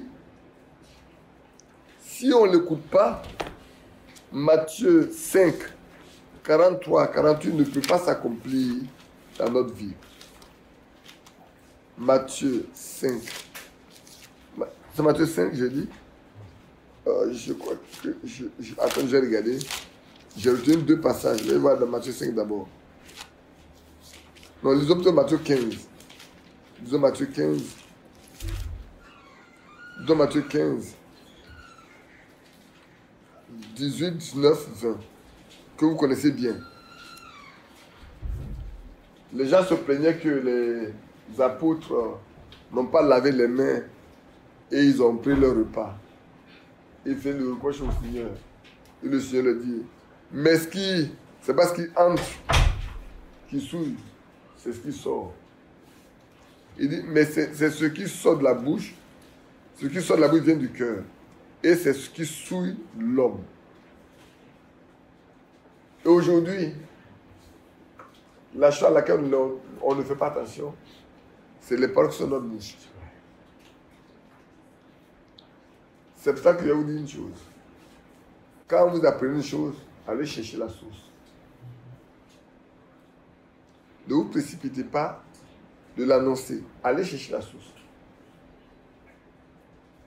Parce que la transmission successive, déjà au troisième rang, il y a déjà une grande modification.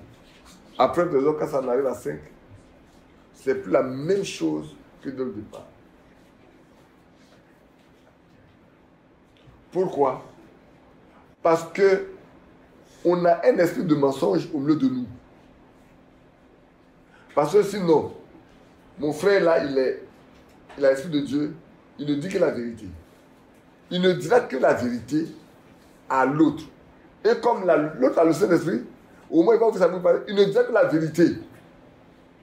C'est pour ça que le Seigneur n'a pas voulu que les apôtres partent sans le Saint-Esprit.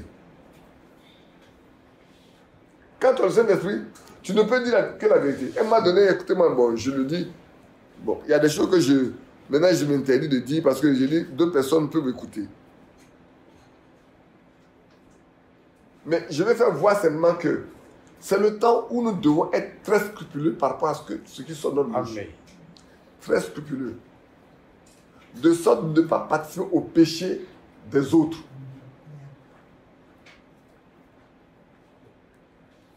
Il a dit, on m'a dit, c'est pas que je n'aime pas dire, je n'aime pas dire on m'a dit. Moi j'aime toujours dire, telle personne a dit.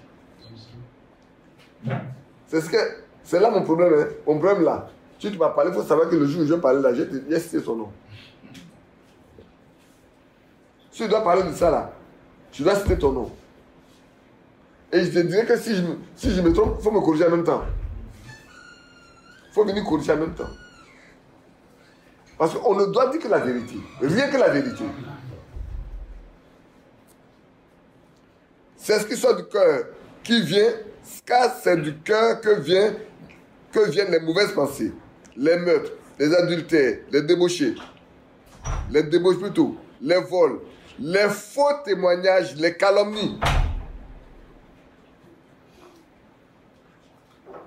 C'est bien que j'aime la Bible dit, un homme, une femme ne peut pas vivre à l'extérieur ce qui n'est pas à l'intérieur. Ce qui est à l'extérieur qu'on voit là, c'est qu'il a la source dedans. Ce n'est pas possible que ce soit le contraire. Si c'est le contraire, c'est qu'on est hypocrite. C'est qu'on est vraiment un hypocrite. Mais ton hypocrisie un jour va être mise nu. On va voir que c'est nu, ton hypocrisie là, elle est nue. On va la voir.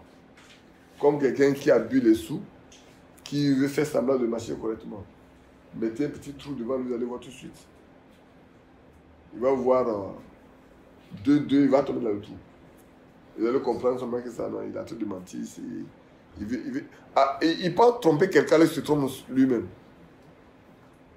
Ce n'est pas le temps de chercher à tromper quelqu'un. Tu ne peux pas tromper quelqu'un. Parce qu'un jour, tu seras révélé comme tel. Un jour, tu seras mis à nu. Tu peux faire tout ce que tu veux dans la cachette. Mais au milieu des enfants de Dieu, un jour, tu seras mis à nu. Et tu as demandé pardon. C'est un vrai pardon, tu demandes. Ah oui, ça aussi. Il y en a pour demander pardon, c'est tellement facile. C'est comme si on se débarrasse. On va demander pardon, puis on s'est débarrassé, c'est fini. Mais on ne demande pas pardon parce qu'on veut plaire à quelqu'un. On demande pardon parce qu'on veut obéir aux exigences bibliques. C'est ça qui nous manque souvent. Souvent, on ne pratique pas la Bible. On ne pratique pas la Bible. On donne l'impression de faire ce que la Bible dit, alors qu'en réalité, au fond, ce n'est pas ça. Voilà les choses qui souillent l'homme. Mais manger sans s'être lavé les mains, cela ne souille point l'homme. Donc, regardez bien nos cœurs. Qu'est-ce qu'il y a dans nos cœurs? Qu'est-ce qui sort de notre bouche? Et c'est important. Dans les foyers, c'est important. Nous ne laissons pas emporter par la colère, par la déception. Soyons vraiment des chrétiens. Hier, alors qu'on venait, il y a un monsieur qui est venu. Là, il est. Vous voyez, à Bobo, là, quand on venait comme ça, comme il y a un grand embouteillage, il y en a qui sont pressés. Ils prennent l'accotement là, et puis à un moment donné, ils veulent forcément rentrer. Alors, moi, je suis dans ma ligne, moi, je me connais mon chemin. Le gars, il veut forcer, il laisse pas, tu me demandes même pas. Tu veux forcer. Au moins, clignote, et puis demande-moi que tu veux passer. Je vais te laisser passer. Moi, je suis dedans, on a fait 2 heures dans l'embouteillage, dans le bouchon. Et puis, il vient me frôler. Je descends, puis il dit, monsieur, qu'est-ce que tu as? Quel docteur que tu as? Il descend sa vie. Tu commences à crier. Il crie. Je dis, mais tu cries. Bon, comme tu cries, j'ai appelé la police, ils vont venir faire le constat. Et puis il dit, il a préparé la police. Je vais appeler la gendarmerie. Et puis j'ai appelé les gars de la gendarmerie. Ils étaient en train de venir. Là, ils viennent de soulever pour partir. Et puis après, j'ai commencé à avoir pitié. Et puis, ce qui se passe, Dieu est bon. Il y a un monsieur qui est arrêté là-bas. Il entend l'autre crier. Et puis il vient. Il arrive, il dit, mais qu'est-ce qu'il y a? Et puis il lui parle de bateau. Et puis il lui dit, tu es un bateau? Tu es un bateau? Mais tu me fais honte. Et puis il me dit, mais c'est notre prédicateur Ariste.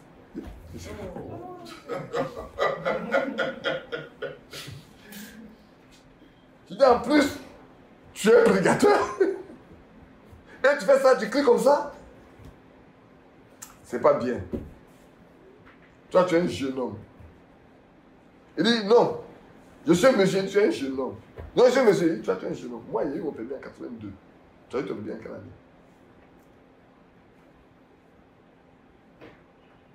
Et puis, il a dit, il faut bâtir. Moi, je m'en vais. Mais sache que je suis un prédicateur. Je viens d'en courir. Il faut aller demander là-bas, là. On va te parler de moi. Je ne fais pas parler. Je te demandais, monsieur. Et tu sais, dimanche, ça veut dire passer là.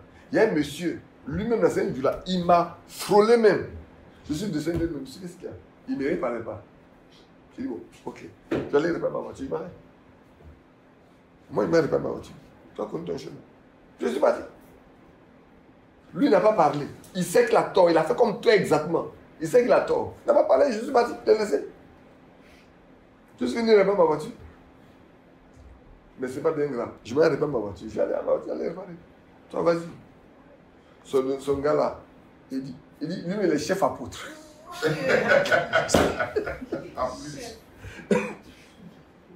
Celui qui est venu intervenir là, le chef apôtre. Et c'est son prédicateur. Il me demande pardon. Ça lui me demande pardon. Le jeune est confus. Il ne peut plus parler. Quand il dit tu es apôtre, tu es prédicateur, et puis tu fais ça là. Moi j'ai honte. Et demain tu vas aller prêcher. À qui? Aujourd'hui là, il a porté son habit blanc avec toute sa soutane. Et puis il est devant là, il va passer à prêcher. Mais comment Dieu peut donner la vie à ça? Tu as l'apparence, mais ce qui fait la force, ça n'est pas en toi. Amen. La colère est en toi. Tu as en toi la colère. Et ce qui sort de ta bouche là, c'est un venin mortel. Et la jeune soeur qui était avec moi, elle voulait descendre sa vitre. Elle n'arrive pas à descendre sa vitre. Parce qu'elle était en colère par rapport au gars qui crie. D'abord, il voit que le jeune était jeune par rapport à moi. Et puis en plus, il crie très fort. Et puis elle n'a pas pu. Dieu fait la chose. Elle ne sait pas descendre la vitre. Et puis quand elle est montée, elle dit, oh, moi mais je voulais descendre, mais sa voiture a tellement coincé ma portière que je ne peux pas. Je vais descendre pour lui dire, mais toi là, tu es un jeune homme. Tu connais à qui tu as affaire, et puis tu cries, demande pardon, il va te laisser partir. Et puis je dis, non, oh, c'est bien, toi tu n'es pas sorti, c'est bon, tu es une femme. Tu es une soeur, il ne faut pas aller de mettre, tu n'as pas voulu que tu aies montré l'autre caractère au salaire aussi, nous discréditer nous aussi. Donc, bien aimé, que Dieu nous aide. Amen. Alors, comme je disais dimanche passé, je disais qu'il y a des choses que je vais lire. Donc, quand on a lu dans Matthieu 15, 19 à 20, comme celui-là, on se demande, comme j'ai dit, ainsi, on peut sortir. Parce que, on a dit l'église, c'est les gens qui sont appelés à sortir. Et ceux qui écoutent là, sont obligés de sortir. Regardez bien les 3000 qui ont cru le jour-là. Ils sont sortis de toutes les religions dans lesquelles ils sont. Le même jour. C'est pas vrai? Le même jour, ils abandonnent la religion. Vous prendrez l'intendant de la reine d'Éthiopie. Quand il a reçu le salut là, vous pensez qu'il va aller encore faire les mêmes pratiques dans la chose? Non, non, non, non, non. C'est fini ça. Il ne va rechercher que là où les vrais enfants se réunissent. Donc, quand on est appelé à sortir, il y a plusieurs choses qui peuvent se présenter. Donc, on va les lire.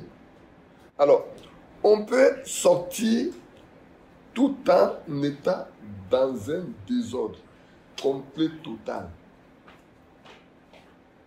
Dans ce message-là, il y a beaucoup qui sont sortis, mais dans un désordre immense. Mais ils ne se rendent pas compte qu'ils sont dans un désordre. Et la vie qu'on mène prouve. On connaît des gens qui ont dit dans le message, ils quittent leur pays avec un nom, ils vont dans un autre pays, un autre nom. La fois dernière, on me disait, il y a un qui a une femme, et puis, on m'appelle Dalois, c'est Dalois. Il est parti avec une soeur là-bas, et cette femme-là. Au début, je lui ai dit, ma fille, là où tu vas, il y a un danger. Le gars t'a pas marié, il n'a rien fait.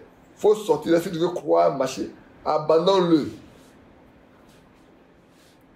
Jusqu'à ce que tu te rends compte qu'il est converti et qu'il veut vraiment de toi, avant que tu ne vives avec lui. Vous savez, votre frère m'a dit là, il est trop dur. Elle n'a pas cru parler. Le gars lui a fait 3 enfants. Et puis il a eu une affectation au Nigeria. Quand il est revenu, il a vu une autre femme qui s'est mariée. Il a quitté l'église. Maintenant, elle a 3 enfants sous la main. Elle ne peut pas. Il y a une autre que Jean-Marie connaît aussi, qui est mieux de nous. Je lui ai dit, ma fille, fais attention. Tu vas à l'école, tiens l'argent, va payer tes cours, passe ton examen. Si tu as ton diplôme, cherche à travailler. Et puis si Dieu te donne un mari, tu vas prendre. Mais celui-là, je pense qu'il va te marier. Elle n'a pas écouté. Elle a 3 enfants aussi, non? Le gars l'a abandonné aussi. Frère, on peut croire être sorti et puis être dans le désordre complet. On est dans un désordre qui n'est pas, qui dit pas son nom. Mais pourtant, on dit on est sorti. Hein. Et souvent, c'est nous qui parlons. C'est nous qui parlons beaucoup. On parle beaucoup. Et là, on peut le regarder dans... Bon, pour ça, je vais vous donner le verset, le verset vous allez le lire. Vous prenez 1 Corinthiens 10, vous savez tous 1 Corinthiens 10. C'est pas 1 Corinthiens 10. Ils ont été baptisés à Moïse, ils ont fait ceci. Mais comment ils sont? Ils ont murmuré. Ils ont été rebelles. On a lu Néhémie 9. On sait comment les choses se passent. Ils sont passés. Mais peut-être ils sont sortis d'Égypte. Ils sont sortis d'Égypte. Mais ils étaient dans le désordre. Parce qu'ils n'ont pas compris la raison pour laquelle ils sont sortis. C'est comme aujourd'hui, on sort des religions, on vient dans le message. Mais quand on est dans le message là, on est pire que quand on est dans la religion. On peut se réjouir d'une belle prédication et être aussi perdu qu'un incroyant. C'est ça. Oh, moi je comprends bien, je connais bien. Oh frère, aujourd'hui vraiment, hein. Mais après quand tu regardes la vie qu'on mène là, ça n'a rien à voir avec ce qu'on dit qu'on a compris. Moi une fois j'ai étudié la lettre circulaire avec vous. Une lettre circulaire. Et puis un jour m'a dit, mais frère, c'est aujourd'hui que j'ai compris la lettre circulaire. Tout le temps je l'ai lu là. Je pensais avoir compris, mais c'est maintenant que j'ai compris la lettre circulaire. Mais il est parti créer cette doctrine à lui. Je n'ose pas dire son nom, c'est tout. Ainsi, frère, la base, si on est sorti là, la vraie base, c'est la nouvelle naissance. C'est être né d'eau et d'esprit. Ce qui doit être important pour chacun de nous, c'est de savoir, comme l'apôtre Paul a posé la question dans Acte 19, est-ce que vous avez reçu le Saint-Esprit depuis que vous avez cru? Il dit, on n'en a même pas entendu parler. Mais de quel baptême avez-vous été baptisé? Il dit du baptême de Jean. Mais Jean va dire pour la repentance. Maintenant là, c'est pour la rémission des péchés. Et quand on passe par là, c'est Acte 19. Et quand on passe par là, ce qui suit, c'est le baptême du Saint-Esprit. Frères, sœurs, pense que vous allez le lire dans les lettres de Frère Franck, vous allez le lire dans les brochures de Frère Maman. Sachez une chose. Il sait que ça va être dur. Mais je le dis. Si nous ne sommes pas capables de répondre par oui, c'est que Dieu n'a pas accepté notre foi. Si nous posons la question, as-tu reçu le Saint-Esprit? Que tu ne peux pas répondre sans hésitation. Oui, sache que Dieu n'a pas encore accepté ta foi. C'est dur, mais c'est la vérité. C'est dur, hein? C'est la vérité. On est arrivé à l'heure où chacun doit être capable de répondre par oui. De sorte qu'on ne doit pas donner du repos à nos yeux. On ne doit pas donner du repos à nos genoux. On ne doit pas se donner du repos pour donner, comme Jacques a dit, ce n'est pas le temps de se tromper par des faux raisonnements. Arrêtons. Arrêtons un instant. Ce n'est pas le temps de se donner de faux raisonnements. Le croyant, celui qui appartient à Jésus, c'est celui en qui Jésus habite. C'est celui qui est la propriété de Jésus. Il faut que nous soyons la propriété à part entière de Jésus-Christ. Parce que sinon, rien ne dit que tu peux aller jusqu'au bout. Hein. Rien ne dit que tu peux aller jusqu'au bout. Ta garantie, pour aller jusqu'au bout là, c'est que tu es la propriété de Jésus. C'est mal, ça fait mal. Mais je suis obligé de vous dire la vérité. Je suis obligé de vous dire la vérité. On a vu beaucoup venir là, prêcher, qui sont tombés après. Frère. Il y a beaucoup. Tu ne peux même pas leur confier de l'argent. Ça disparaît. Mais quand quelqu'un est dans la main de Jésus, il ne peut pas être méchant avec l'autre. Il ne peut pas tromper. Il ne peut pas être duplique. Une duplicité ne peut pas exister en lui. Être double, là, il ne peut pas le faire. Il ne peut pas être double. Mais aujourd'hui, là, il y a beaucoup de duplicité au milieu de nous. On court après l'argent, on court après l'autorité, on court après ceci, on court après cela. Mais est-ce que c'est cela que le Seigneur nous a appelés? Il nous a appelés pour la vie éternelle. Il nous a appelés pour la vie éternelle. Léon pouvait dire que quand on est parti à la commissariat, le commissaire dit, mais donnez un peu d'argent aux autres là. Et puis, la votre affaire s'est arrêtée. Mais quel argent ça? Il dit, mais ils disent que vous avez monté une affaire ensemble. Maintenant, l'affaire là, ça commence à rapporter de l'argent. Et vous les avez mis dehors.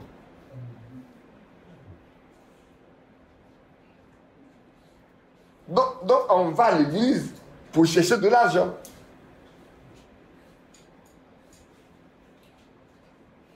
On va à l'église pour se faire entretenir. On veut être responsable dans l'église pour être entretenu. C'est ça. Mais c'est ne pas connaître Dieu. C'est ne pas connaître Dieu. Hein. Frère, c'est ne pas connaître Dieu. Celui qui connaît Dieu là, il a la crainte de Dieu dans son cœur. Vous savez, une année, je prêchais à Williamsville. Et quand il finit de prêcher, il dit, je ne sais pas. Que celui qui est concerné par cette prédication se lève compris pour lui. La personne est assise là, sur ses fesses. Quelque chose de se lever, il se retient. Quelqu'un de se lever, il se retient. J'ai parlé, je suis arrêté là à la chair. Celui qui est concerné, qui se lève compris pour lui. Que Dieu l'aide. La personne assise là, elle est assise là tranquille. Elle ne bouge pas. Je dis, ok, on va prier pour mettre fin au culte, puis on va rentrer chez nous à la maison. On a fini de prier, on est rentré à la maison. Après, il est arrivé chez lui que les policiers sont venus le prendre. Directement à la Maca. Ils sont venus le prendre, directement à la Maca. C'est un escroc qui était au milieu de nous. Mais je ne sais pas comment. Le Seigneur m'a continué à parler jusqu'au but. À la fin, il a dit, celui qui est concerné, parce qu'il n'a qu'à se lever après pour lui, pour que Dieu l'aide. Mais il ne peut pas se lever. Il est arrivé chez lui là. On est venu le propre à la Maka. Mais il m'appelle, il dit, ah, on a pris tel frère. Il dit, quel frère? Il dit à la main, mais c'est un escroc. Quand il a demandé qu'il se lève compris pour lui là, il s'est levé. Vous voulez aller, allez à la Maka pour le chercher. Oui, les gens, on peut trouver l'argent pour payer, puis on va le sortir. C'est ça la foi qu'on a aujourd'hui là, c'est ça. Souvent ça me fait mal, certains gens me font mal au cœur quand je regarde par le passé, ça me fait mal au cœur. Mais on ne peut pas tout dire. On ne peut pas tout dire. Sinon vous serez scandalisés, choqués et tout. Frères, marchons avec le Seigneur. Soyons honnêtes avec Dieu. Soyons sincères avec Dieu. Vivons avec lui. On peut sauter pied dans le désert, on peut apprécier une belle... Oh là là, mais quelle belle prédication. Mais aujourd'hui là, mais c'était au top. Et cependant, on n'a rien retenu. Ça n'a même pas frappé le cœur. Ça a frappé les oreilles, c'est l'enthousiasme. Ça ne nous a même pas brisé au point de dire, je tombe à genoux pour que Dieu change ma condition.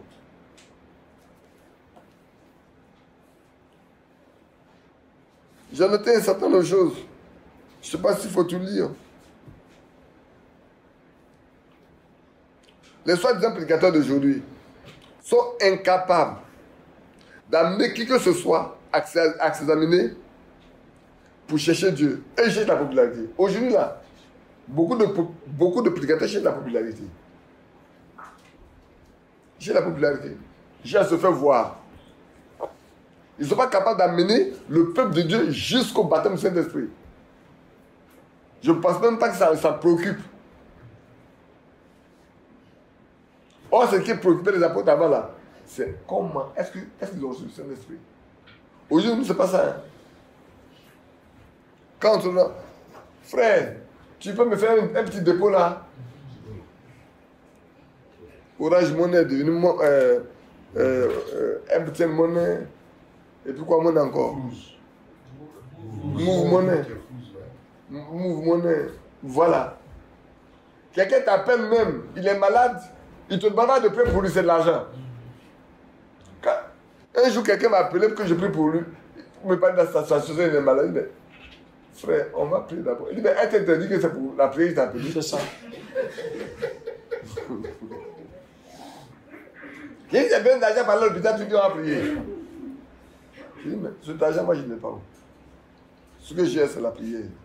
Si tu n'as pas besoin de la prière, moi, je n'ai pas d'argent. Au revoir, frère. J'ai raccroché. J'ai raccroché. Mais attends, tu me donnes des ordres pour que je te donne de l'argent. Je te crois un croyant. Et la première chose que nous devons faire, quel qu'il en soit, si on doit aller à l'hôpital ou pas, nous devons d'abord aller au pied de celui qui est le grand maître. Amen. Le meilleur médecin, le plus grand médecin, c'est Jésus. Il a donné des instructions précises sur toute notre vie. Oh, on refuse. Mais quand on est à l'église, on prêche. Amen.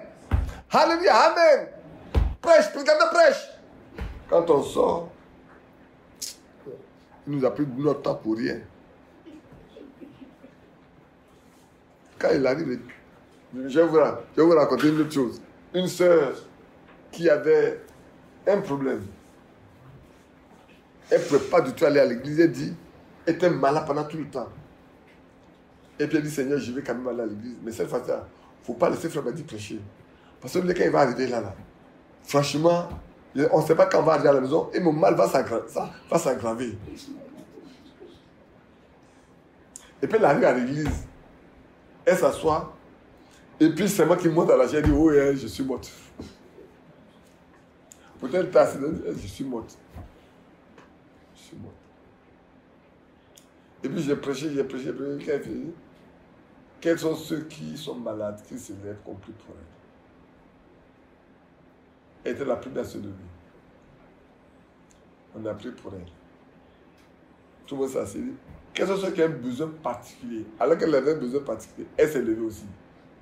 C'est ça, là où tu es assis là, c'est là que nous ensemble pour confesser ça elle-même. Cette année. Mais ça date des années, c'est cette année-là.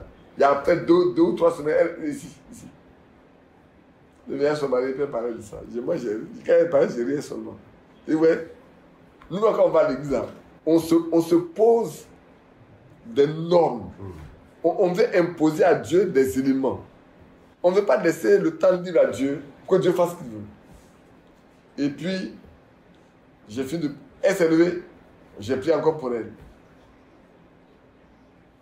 Elle a reçu autant sa guérison que ce dont elle a besoin. Elle a passé longtemps, le temps dans l'église, mais elle a eu sa guérison à la fin. Et le sujet qui était dans son cœur depuis, et pour lequel elle n'a pas de solution là, sur le champ là, elle a reçu la réponse. Mais tu peux, si tu t'es levé pour rentrer dans la maison, ben c'est long, tu n'aurais rien eu. Peut-être celui par qui Dieu veut te sauver là, c'est lui qui envoie la chair. Toi, tu n'en veux pas. Toi, tu dois choisir tes propres éducateurs. Mais va demander à ton propre éducateur de lui monter la chair parce que Dieu lui a quelqu'un qui veut prendre. Voilà ce que nous sommes. Que Dieu nous aide. Comment celui qui a le Saint-Esprit ne peut pas s'accorder avec ce que Dieu fait? Aujourd'hui, vous devez vous examiner. Est-ce que vous vous accordez avec ce que Dieu fait? Parce que le message a un but. Hein? Je prêchais pourquoi le message a été donné. C'est pas vrai, je n'ai pas fini. Mais le message a été un but. C'est pour nous ramener au temps des apôtres. Mais au temps des apôtres, là, sachez une chose. Peut-être que vous oubliez. Au temps des apôtres, il y a des Ananias et des Saphira. C'est faux? Il y a des Simon le magicien, qui était un Samari qui a cru aussi. Qui semblait avoir cru. Mais qui a voulu après échanger le Saint-Esprit contre de l'argent. Il voulait acheter le don avec de l'argent pour que s'il impose les noms aux gens, il reçoit le Saint-Esprit. Il y avait Alexandre le forgeron qui a fait beaucoup de mal à l'apôtre Paul, a dit Dieu lui rendra selon ses œuvres. Il y avait des dieux trèfles. C'est pas vrai. Mais si on retourne là, au temps des apôtres là, sachez que ces événements là sont au milieu de nous. Autant il y a des bons, autant il y a aussi les mauvais. Mes frères et sœurs, faites attention. Prenons garde à nous-mêmes. Et écoutez-le. N'écoutons pas les hommes. Mais écoutons-le. Quand on va à l'église, on dit Seigneur, parle-moi. Si ce qui vient n'est pas de toi là, tu fermes mes oreilles. Parce que moi, je veux t'écouter, toi, pour être sauvé. C'est pas beaucoup de bruit. Hein. C'est pour ça que je dis aux frères, quand on prie des frères, quand on prie pour les malades là, c'est pas dans le bruit. Quand on chasse les démons, c'est pas dans le bruit. Ou bien l'autorité est derrière toi, ou l'autorité ne t'accompagne pas. Alors tu te tais. C'est tout. Ou l'autorité est avec toi, et il t'envoie. Et tu as la certitude que quand tu vas arriver là avec toi, ou l'autorité n'est pas avec toi, et tu es parti de toi-même. Ce n'est pas ton bruit là. Le diable n'a pas fait ton bruit. Le bruit là, le diable n'a pas fait ça. Et c'est pour ça que j'ai fait faire passer le témoin de Osborne là. Oui. C'est volontaire, il ne fait pas ça. Il dit, les pentecôtistes, mais quand ils sont en face de ces événements là, c'est une démonstration. Comme ils ont peur du diable, ils pensent qu'en criant fort, le diable va partir. Or, le diable, il vous connaît. Il connaît chacun en détail, pour parler ivoirien. Le diable connaît chacun en détail. Quand le Seigneur Jésus est arrivé à Gadara, qu'est-ce qu'il a dit? Le diable a dit quoi? Il dit, mais est-ce que c'est le temps? Pourquoi tu veux nous troubler? Lui, Satan, connaît le temps où il doit être troublé. Le temps où il va être jeté de la gêne, là, il sait. Mais nous, qui prétendons être des serviteurs de Dieu, des enfants de Dieu, des filles et des fils de Dieu, nous ne sommes pas capables de discerner le temps, de discerner même ce que Dieu utilise. C'est malheureux, hein? On ne connaît pas ce que Dieu utilise. Mais si tu ne connais pas ce que Dieu utilise, comment tu peux passer à Dieu?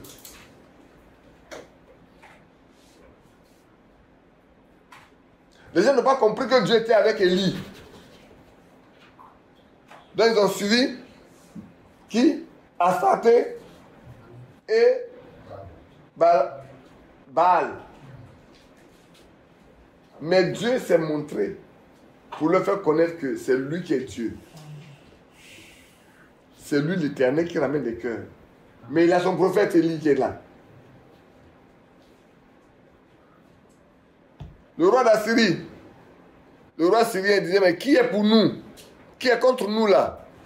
Il va rapporter nos affaires qu'on prend dans la maison, les décisions, il va rapporter ça dehors. Donc il a dit, hey, roi, personne n'est contre toi ici au milieu de nous. Hein? Nous sommes tous pour toi. Mais en Israël là-bas, là, il y a un prophète. Ça s'appelle Élisée. Tout ce que tu dis dans ta maison là, Dieu le lui dit là-bas. C'est lui qui met tes secrets dehors. Il dit, ah bon, mais alors le prend, il va venir ici en même temps. Si on le met au milieu de nous ici là, c'est fini. Mais il ne sait pas que celui qui est avec Élisée est plus grand. Il envoie toute son armée. Mais Élisée a pris toute son armée pour le donner au roi. Donner-le à manger et puis laisser-le partir. Élisée avait la capacité de frapper d'aveuglement. Bien-aimés frères, oh, je ne sais pas s'il y a encore quelque chose à vous dire. Je vais lire 1 Jean 2, 24-25 pour terminer. Pour terminer ce chapitre-là complètement aujourd'hui. Écoutons-le. Si nous l'écoutons, voilà ce qu'il nous a promis. 1 Jean 2. Je lis avec le verset 23. Quiconque nie le Fils n'a pas non plus le Père. Quiconque se déclare publiquement pour le Fils a aussi le Père. Que ce que vous avez entendu dès le commencement demeure en vous. Amen. Amen. Si ce que vous avez entendu dès le commencement demeure en vous, vous demeurez aussi dans le Fils et dans le Père. Et la promesse qu'il nous a faite, c'est la vie éternelle. Écoutez-le. Si nous l'écoutons, alors nous aurons le Fils, nous aurons le Père, et nous aurons la vie éternelle. Parce que c'est la promesse qu'il a faite. Veillons, prions, insistons au pied du Seigneur, pleurons à ses pieds parce que les larmes à ses pieds ne sont jamais vaines. C'est le temps où chacun de nous doit pouvoir répondre. On n'a même pas besoin de nous poser la question. Est-ce que tu as reçu le Saint-Esprit? On ne doit pas nous poser la question. Notre vie doit démontrer qu'il est là. Notre vie doit prouver qu'il est là. Notre comportement doit prouver qu'il est là. Parce que celui qui a le Saint-Esprit, c'est l'esprit de qui? Dieu. C'est l'esprit de Christ. Mais tu feras comme Christ. Tu marcheras comme lui, tu parleras comme lui, tu agiras comme lui. Tu seras différent de celui qui n'a pas. C'est ça qui fait la différence. Ce qui a fait la différence là. Un mois de ce qui a fait la différence. C'est la différence entre ceux qui ont reçu le Saint-Esprit et ceux qui ne l'ont pas reçu. C'est tout. C'est tout. Ceux qui ont le Saint-Esprit vont parler le même langage. Ceux qui n'ont pas le Saint-Esprit vont parler le même langage. Et la différence est née. Il n'y a pas d'effort à faire. Que Dieu nous aide. Et aide chacun de nous à ce que nous soyons remplis de son esprit. Que nous bénisse. Et que lui-même soit loué et glorifié. Amen. Amen. Bientôt l'heure sonnera. Sonnera Pour moi de rendre compte. à cet instant À cet instant suprême.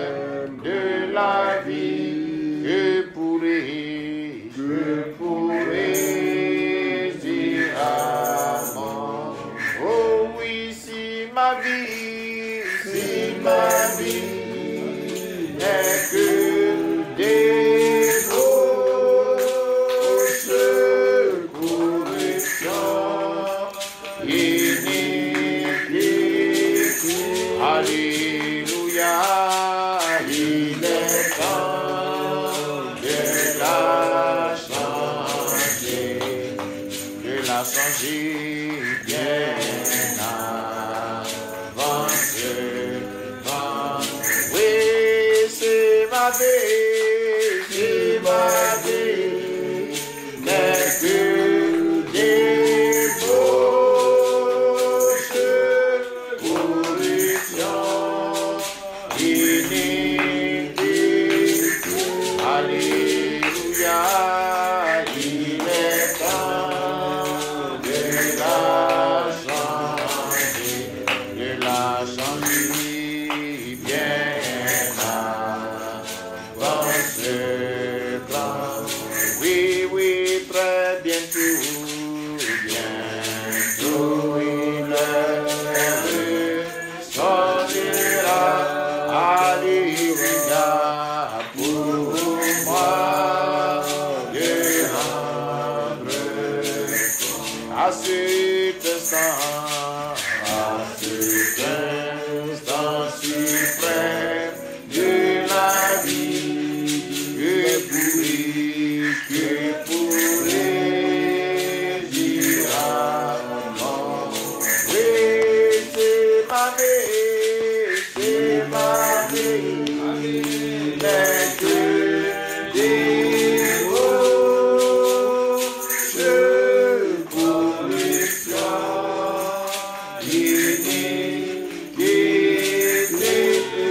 Alléluia, il est temps de la changer bien avant.